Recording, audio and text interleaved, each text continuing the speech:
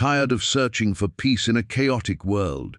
Imagine unlocking a profound sense of inner harmony that feels effortless and deeply rooted.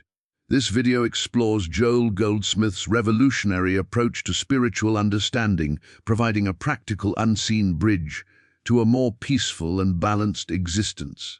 Learn how to finally achieve the tranquility you crave. Listen up, but not to me. Let's all just get still for a second and listen to what's really going on in here.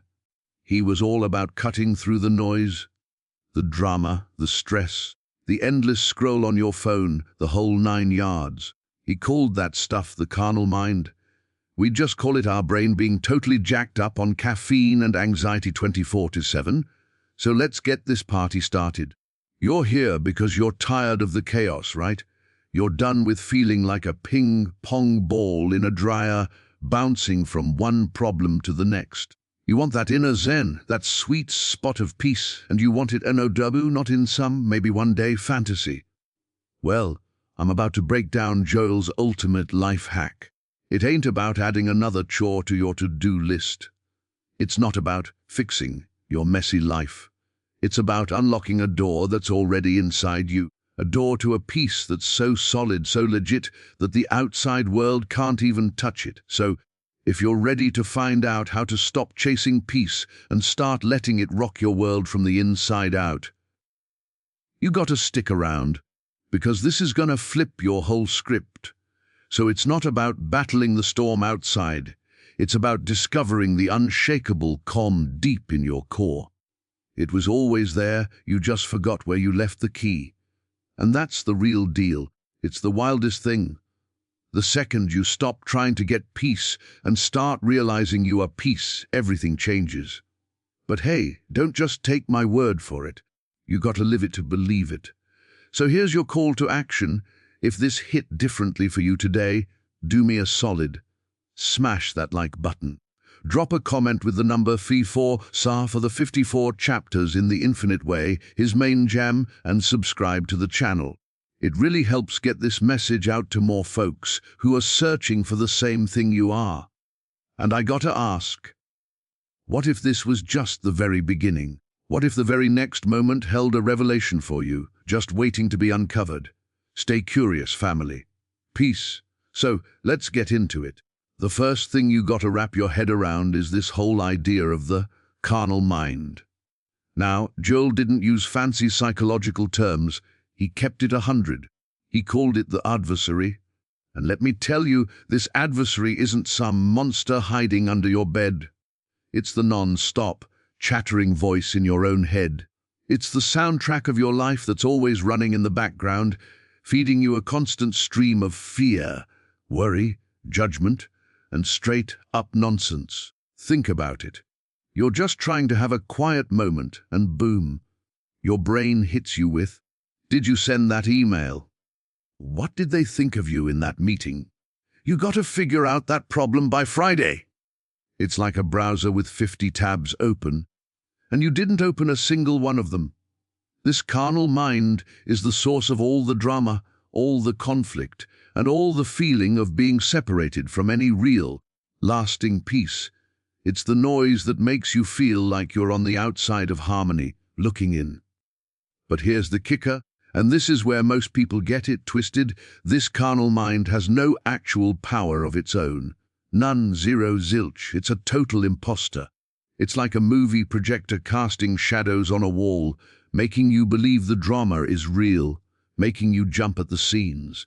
We spend our whole lives reacting to these projections, getting mad, getting scared, getting stressed, without ever realizing we're just reacting to a made-up story.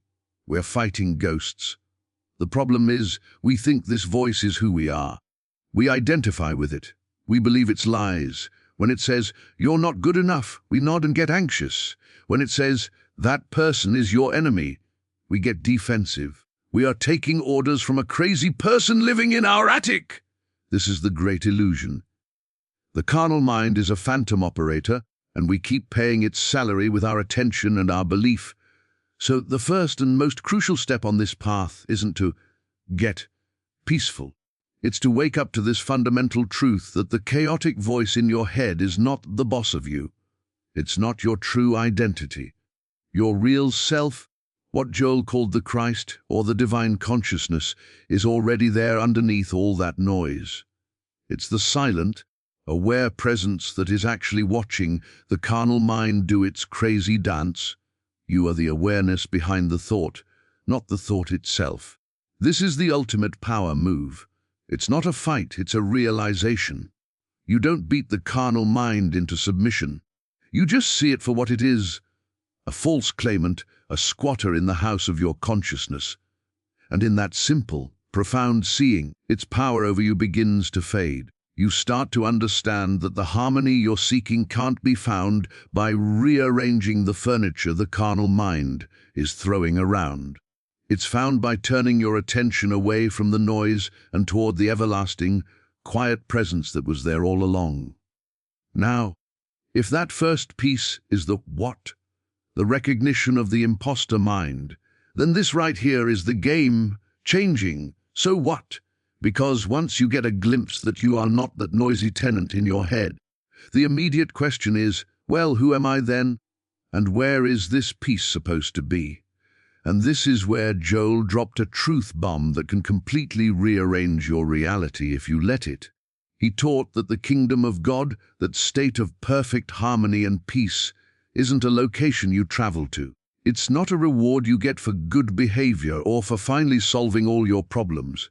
It is, right here and now, your present reality. It is the very ground of your being. This is the part that can blow your mind. We've been conditioned to believe that peace is something we have to achieve, something we have to go out and find. We think it's on the other side of a better job, a fixed relationship, more money, or finally getting that promotion. We're like a fish swimming frantically in the ocean, screaming, "I'm thirsty! I need to find some water," completely oblivious to the fact that it's already submerged in the very substance it seeks. The kingdom, this divine harmony, is the ocean. Your true self is the fish, already fully immersed in it. You are not separate from what you are seeking. This is why all that striving, all that grinding to get peace, ultimately leaves us feeling exhausted and empty. You can't acquire what you already possess. You can only become aware of it. You can only wake up to it. The peace wasn't absent, your attention was just completely captivated by the blaring siren of the carnal mind, telling you stories of lack, danger, and separation. The shift, then, is not one of acquisition, but of recognition. It's a gentle, profound turning within, a recalibration of your attention from the problem to the presence. Think of it like this. The sun is always shining. That's a fact. Even on the cloudiest, stormiest day, the sun hasn't gone anywhere. It's still blazing up there above the cloud cover. The carnal mind is that layer of storm clouds, dark, dramatic, and blocking your view. The practice isn't to create the sun already exists. The practice is to learn to rise above the cloud layer, to shift your perspective to where the sun is always shining. Your inner harmony is that sun. It is unconditional. It doesn't care what the weather is doing down below. It's a state of being that remains untouched by the temporary storms of life, the financial scares, the relationship dramas, the health worries. Those are just weather patterns. Your true self, your identity as the awareness that witnesses the weather, is the eternal, sunny sky. This is the ultimate paradigm shift from being a victim of the weather to remembering you are the sky. Of course, here is the expansion of Keynote No. 3, continuing the flow directly from the previous section. So if this kingdom of peace is already present, just obscured by the cloud cover of the carnal mind, the million-dollar question becomes, okay, how do I actually pierce through that veil? How do I make this real for me, beyond just a nice idea? This is where the rubber meets the road, and Joel, being the ultimate practical mystic, gave us a direct method. He didn't call it meditation in the way we often think of it, with complicated postures or chanting. He called it the practice of listening, or the art of receptivity. And let me tell you, it is the absolute master key.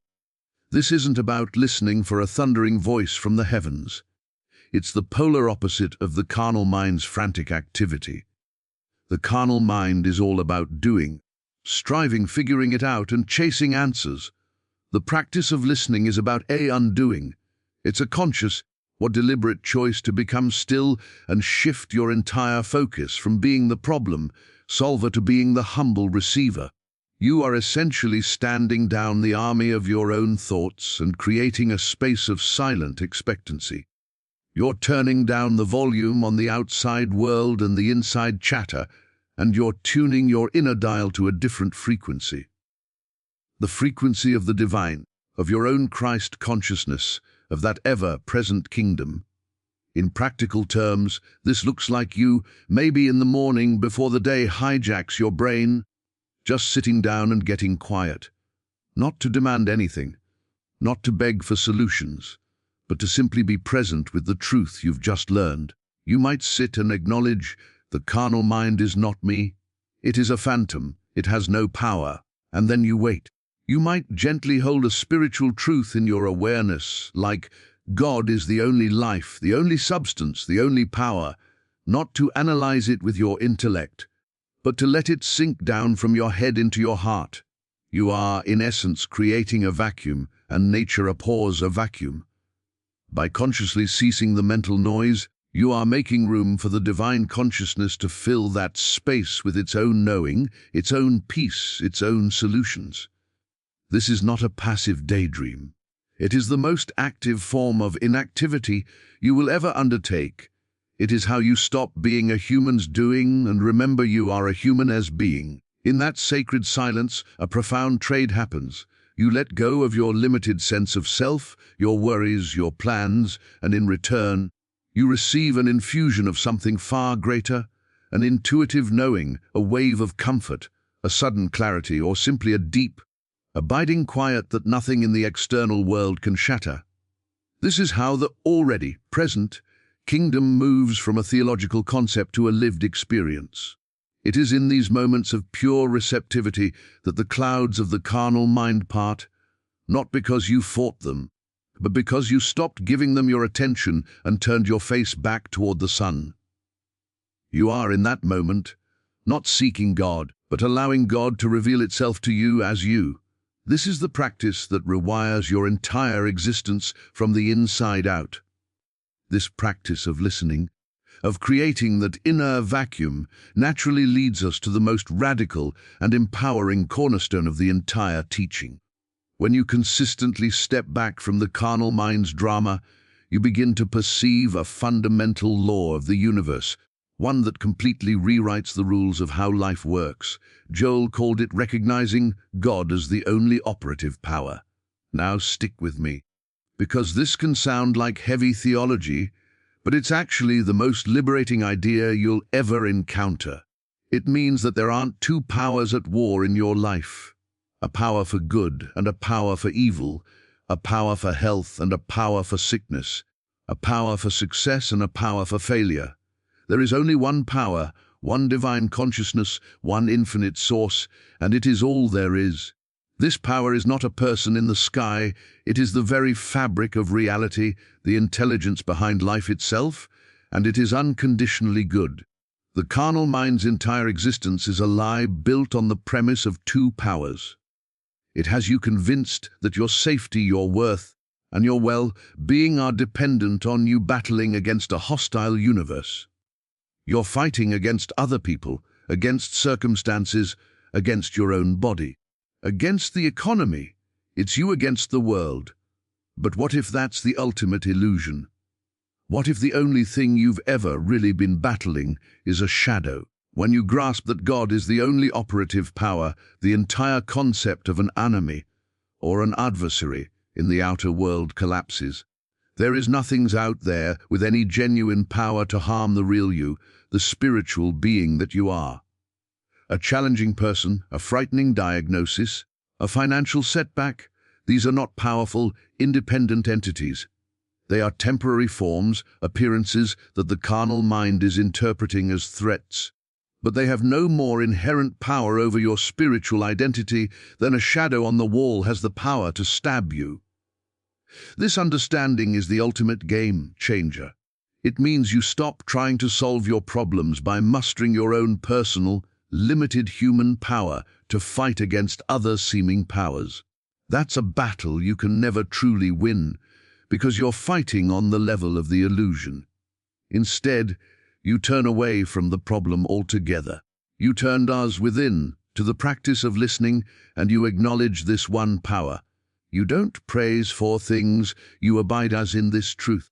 You don't ask God to change the circumstance. You realize that the circumstance, no matter how real it appears, is a temporary formation in the carnal mind's reality, not in the ultimate reality of the one power.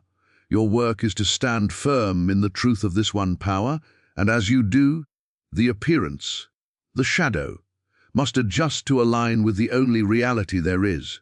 You aren't fighting the darkness, you're turning on the light, and the darkness, which never had any substance to begin with, simply disappears. Your life ceases to be a constant struggle and becomes a graceful unfolding, as you learn to let the one power operate through you, as you and for you, without your ego's frantic interference. This realization that there is only one power fundamentally changes your entire relationship with life. You are no longer a solitary soldier trying to build a fortress of peace against a besieging world. Instead, you become a willing, conscious participant in a divine process. This is what Joel meant by the unfoldment from within. It's the understanding that your life isn't something that is happening to you, but something that is unfolding from you, from the deepest, most authentic level of your being, which is one with the divine.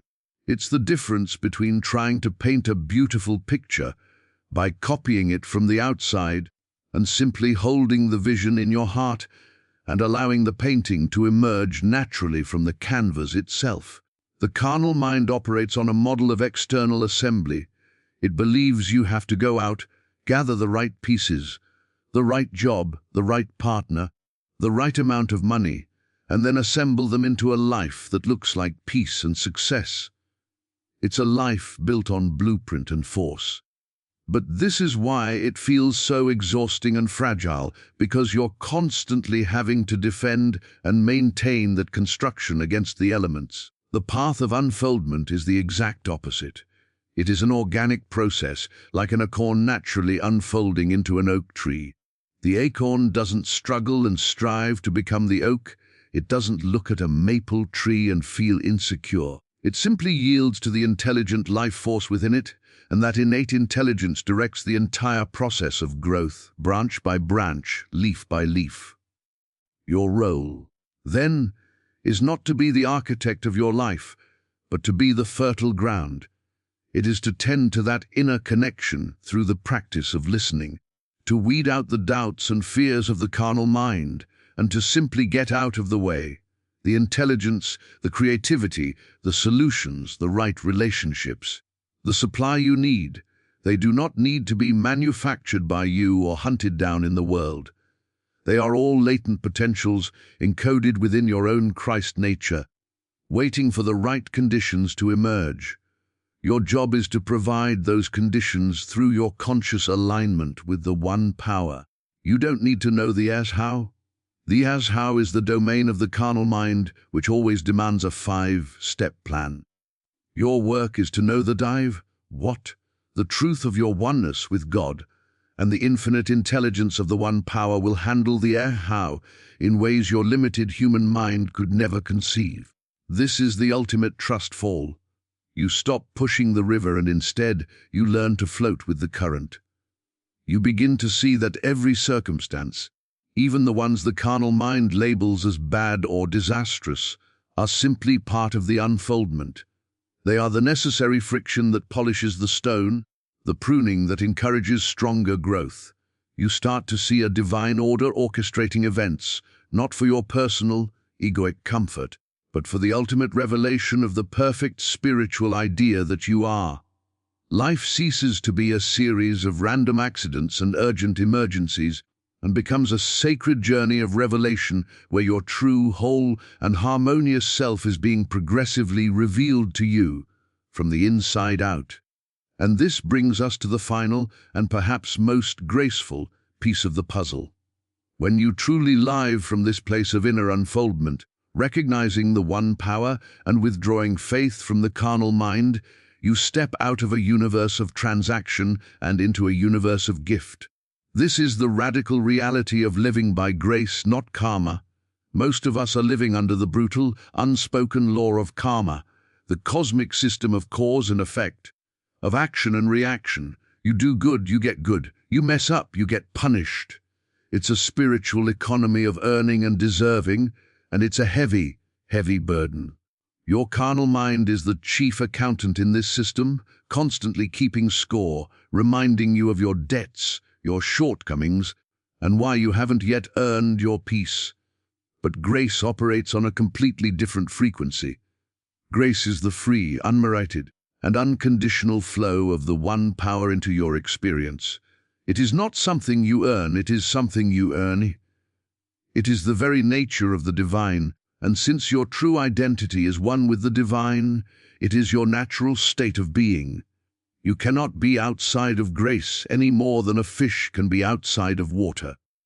You can only be unaware that you are swimming in it.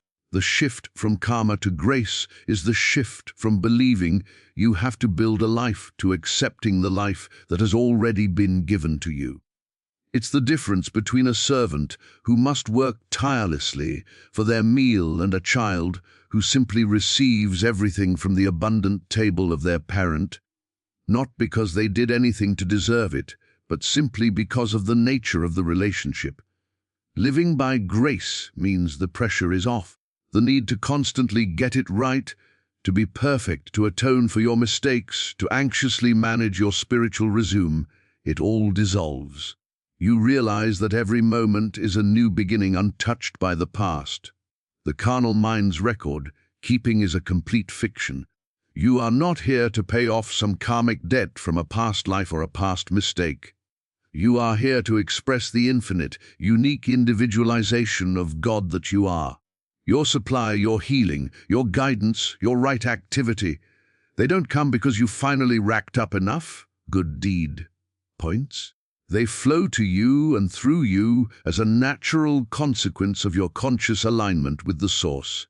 It is the sun shining on the good and the bad without discrimination. Your work is simply to remove the clouds of belief that block your awareness of that ever-present sunshine. This is the ultimate freedom. It means you can stop trying to be spiritually perfect and start accepting your spiritual perfection, which has always been intact. It means you can relax into the arms of a universe that is fundamentally for you, not waiting to judge you. Or your journey is no longer about climbing a mountain to reach God, but about realizing God has been the ground you've been walking on all along. Your life becomes less about effort and more about surrender, less about control and more about trust, less about what you must do and more about what you are willing to receive from the infinite wellspring of a love that asks for nothing in return but your recognition of its presence.